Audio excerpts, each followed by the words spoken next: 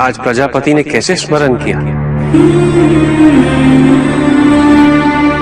मेरी इच्छा थी कि मेरी प्रजा और मेरी पुत्री भी देखे कि आप हैं कौन।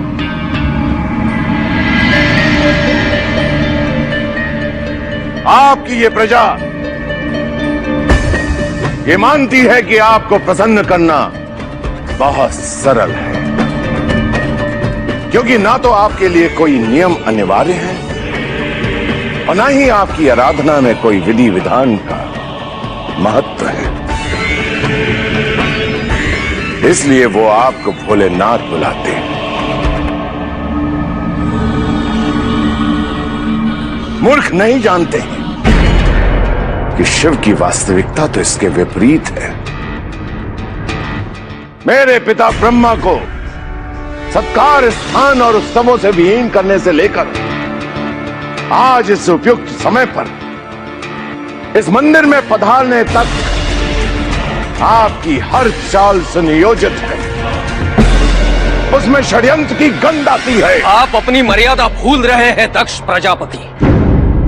भूल रहे हैं कि आप जिनसे ऐसे कुवाक्य कह रहे हैं वो स्वयं महादेव हैं।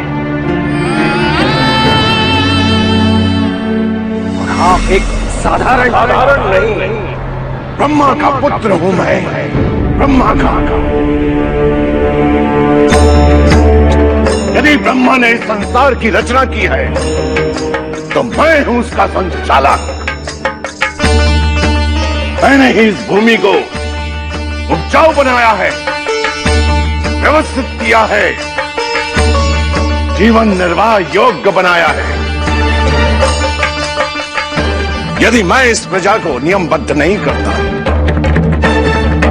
तो कौन पूछता इन ब्राह्मण और ऋषियों को?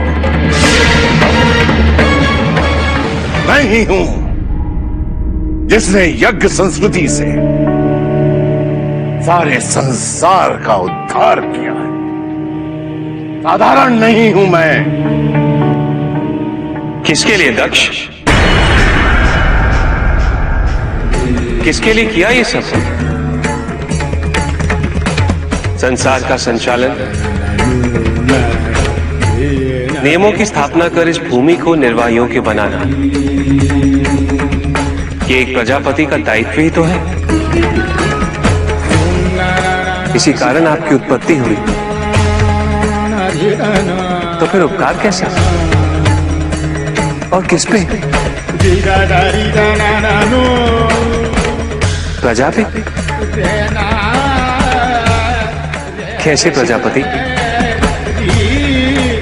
अपने चारों ओर देखिए,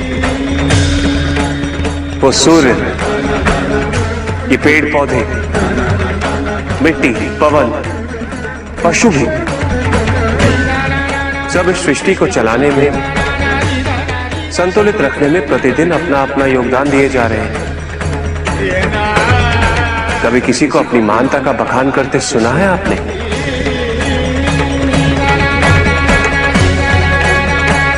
ब्रह्मपुत्र, आप तो ज्ञानी हैं, विचारवान हैं। आवश्यकता है तो अपने भीतर झांकने की, जहां सारे प्रश्नों का उत्तर प्राप्त होता है।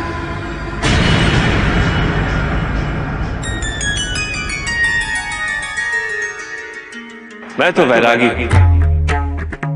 ना सम्मान का मोह, ना अपमान का भय, ना शत्रु, ना मित्र, ना कोई अपना, ना पराया, ना इस संसार से कुछ लेना, ना कुछ देना।